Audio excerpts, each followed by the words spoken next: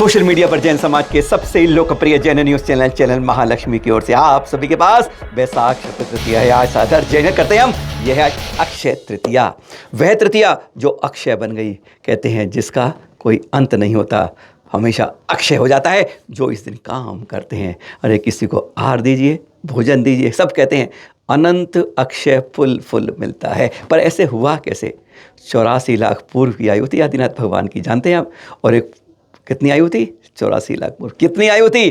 84 लाख पूर्व, यानी एक पूर्व 84 लाख पूर्वांग के बराबर, और एक पूर्वांग 84 लाख। कितनी आयु थी? 84 लाख गुणा 84 लाख गुणा 84 लाख, इतनी लंबी आयु थी उनकी। और कहते हैं जब वो महाराजा के रूप में एक दिन राजमहल में नृत्य देख रहे थे, देव आके ऊपर नृत्य करवा रहे थे। इंद्र दूस रहा था कि कैसे इनको मैं इस वैराग्य की भावना को लाना है, इस तरह से आयु को करके, अरे जिस रास्ते जाना है उस तरह जन्म है इनका, और अब तो जन्म मृत्यु की झोर को खत्म करना है। वह नीलांजना खड़ा कर देता है नृत्य के लिए। नीलांजना जिसका अब आयु कर्म शेष नहीं था ज़्यादा, नृत्य करते करते करते घूमते एक क्षण में वह अपनी आयु पूरी कर लेती है। पर इंद्र उस नृत्य को बाधित नहीं करता, क्योंकि उस समय एक महाराज आदिनाथ नहीं, अनेकों उसके राजमहल में लोग देख रहे थे कि अगले ही क्षण वह दूसरी को उसी रूप में कर देता है। पर उस क्षण के अंतर को आदिनाथ महाराज पहचान लेते हैं। इतना क्षणिक है संसार, इतनी जल्दी आयु कर्म खत्म होता है। बस वैराग्य धारण करते हैं और 1000 वर्ष के कठोर तप करते हैं। लेकिन उस समय जब वो तप के लिए जाते हैं तो संकल्प लेते हैं जाते ही कि 4000 लोग साथ जाते हैं उनके, बिलबिलाते नहीं है। वो सोचिए आप, 6 माह में कायो सर तप में ध्यान रखूंगा, यानी यह संकल्प लेके चैत्र कृष्ण नवमी का दिन था वह। जी हाँ, जिस दिन जन्म हुआ था, भरत चक्रवर्ती का जन्म भी उसी दिन हुआ था। चैत्र कृष्ण नवमी को बस तप धारण करते हैं। और 4000 राजा भी, अरे जब ये कर रहे हैं इसका मतलब बहुत कुछ मिलता है, वह भी हो गए। लेकिन कहते हैं हम जैसे 1-2 दिन में ही बिलबिला जाते हैं, ऐसे राजा भी थे, एक एक करके सब निकल गए, नहीं संभाल पाए। 6 माह के बाद भी उन आदिनाथ महामुनिराज के अंदर इतने तप की पराकाष्ठा थी, नहीं कोई भूख प्यास थी। लेकिन तब भी कहते हैं आगे आने वाले समय में जो राजा महाराजा और ऐसे संत होते थे, वे भविष्य को सुनकर चलते थे, उसी के अनुसार करते थे कि मेरा आचरण ऐसा होगा तो आगे लोग इस आचरण को संभाल पाएंगे। बस इसी रूप में वे सोचते हैं। मैं तो आज यूँ ही रह लूँगा, लेकिन आने वाले दिगंबर संतों की क्या रहेगा, इसलिए मुझे आहारचर्या के लिए निकलना होगा। सोच सकते हैं अवधि ज्ञानी उन तक को आहारचर्या के लिए चैत्र कृष्ण नवमी से चलते चलते भाद्रपद की नवमी आ जाती है, यानी जिस समय आप दक्षिणा मनाने की शुरुआत करते हैं। 6 माह बीतने के बाद वह मुद्रा लेते हैं और चल देते हैं नगर नगर घूमते घूमते, पर कहीं कोई उन्हें आहार नहीं करा पाता है। कोई कुछ लाता है, कोई कुछ लाता है, कोई अपना सारा साम्राज्य दे देता है, कोई अपनी बेटियां दे कहता है लो विवाह करो, कोई और कुछ देता है, सब कुछ अर्पण करते हैं, पर कोई भी नहीं करा पाता है आहार। कितने दिन तक चलता रहता है, महीने के महीने गुजरते जाते हैं, भाद्रपद बीत जाता है, सब कुछ बीतने लगता है। अरे कार्तिक के बाद मार्गशीर्ष, पौष, माघ दिन बीतते जाते हैं। चैत्र कृष्ण नवमी फिर आ जाती है, जिस दिन वो तप में जाते हैं वह भी बीत जाती है। और उसके बाद आ जाता है यही बैसाख, और आज की तिथि आ जाती है तृतीया, यानी पूरे 219वें दिन जाके उनका पड़गान होता है। तो हस्तिनापुर के राजा के छोटे भाई राजकुमार श्रेयांश के दरबार में द्वार पे होता है। जब वे खड़े होते हैं, क्या होती है वह कारण? वह होती है नवदाह भक्ति। आज आपको वही नवदाह भक्ति बताते हैं कि दिगंबर संतों का आज भी जो करोड़ों वर्ष पहले शुरू हुई थी, आज भी वह आहार करते हैं तो नवदाह भक्ति से ही करते हैं, उसके बगैर नहीं करते हैं। पर आज भी हमारे में से कई लोग नहीं जान पाते हैं, कई घबराते हैं कि कोई 19 ना हो जाए, मेरे आहार में निरंतराय की बजाय अंतराय आ जाए। आखिर होती क्या नवदाह भक्ति? आपको छोटे रूप में बता देते हैं और आपको दृश्य दिखाते हैं, कुछ पाड़गाहन के, आहार के, आपको संतों के, वह देखते रहिए और सुनते रहिए। आज पहली बार कुछ काम की बात कई लोग जानते हैं, पर कुछ लोग नहीं जानते हैं। जो अजैन भाई हैं वह भी देख लें कि दिगंबर संत जब आहार के निकलता है तो कितनी मुश्किल से पहचान करनी पड़ती है। और यह विधि है जो दुनिया में सबसे बड़ा अजूबा बन जाती है, जो कहीं और नहीं दिख पाती है। तो सबसे पहली है उस नवदा भक्ति में, पहला है पड़गाहन।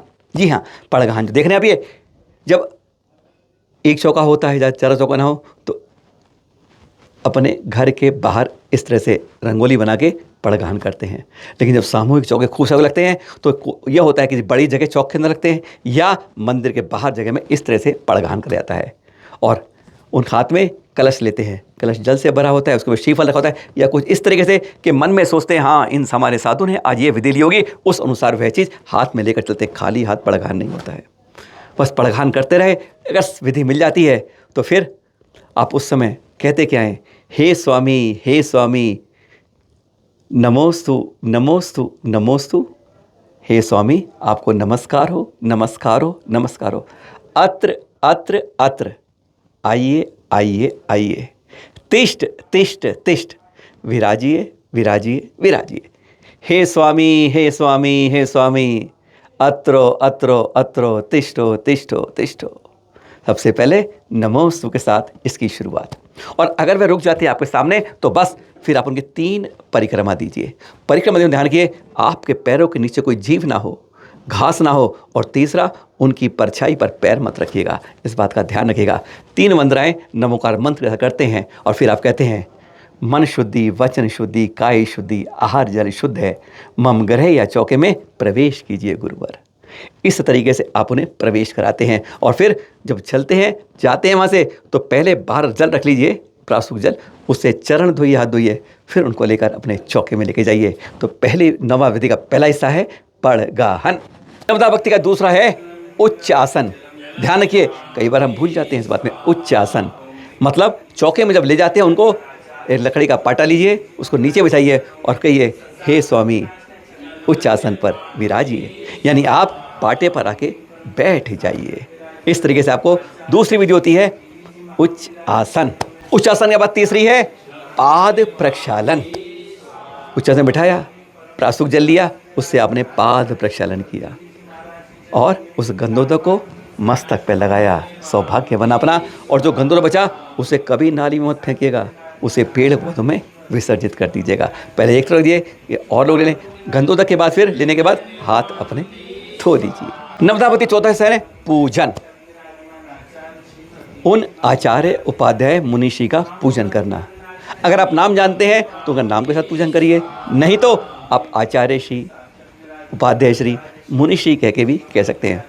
जैसे सारे पढ़ेंगे आपको, स्थापना, उसके बाद प्रथम द्वितीय 3, इस तरह 8 और चढ़ाएंगे। जैसे ओम रीम श्री मुनि राजा राय श्री अर्घम निपामति स्वाहा।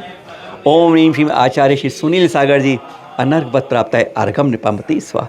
नाम के साथ करें या आप वैसे करें, इस तरीके से पूजन अपनी पूरी करिए उन गुरुवर की। नवधा भक्ति का 5वां हिस्सा है नमन, जो हम भूल जाते हैं, कई बार बहुत गलती जाती है।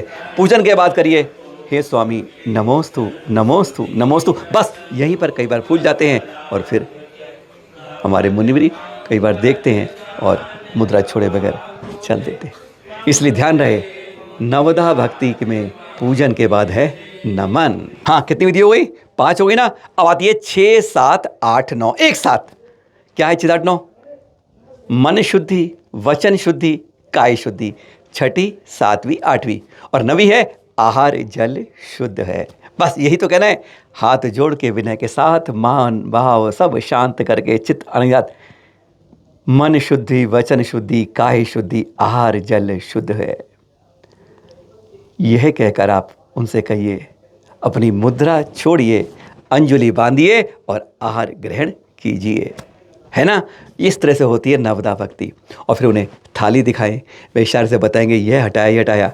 जो वह हटाए उनको बीच में मत लाइएगा, क्योंकि अगर आपने दिया तो वह अपनी विधि से अंतराय हो जाएगा। अंतराय के बारे में कभी बात करेंगे। शांत चित्त से आहार कराइए, आनंद से। जब आहार हो जाए कुल्ला आदि करा के उनकी फिर आरती कीजिए, और आरती के बाद उनके कमंडलों में जल भरिए और वापस उनको लेके जाइए विहार करवाते हुए वापस मंदिर की ओर, जिन्नल की ओर। यही नवदा भक्ति होती है जो कहते हैं, जिस कारण राजकुमार श्रेयांस ने अक्षय तृतीया की शुरुआत करके दिगंबर संतों के लिए आदिनाथ महामुनि राज ने इसकी शुरुआत की थी। इस तृतीय काल के अंदर, चतुर्थ नहीं, तृतीय काल में, इस हुंडा अवसरी काल में यह हो गया था।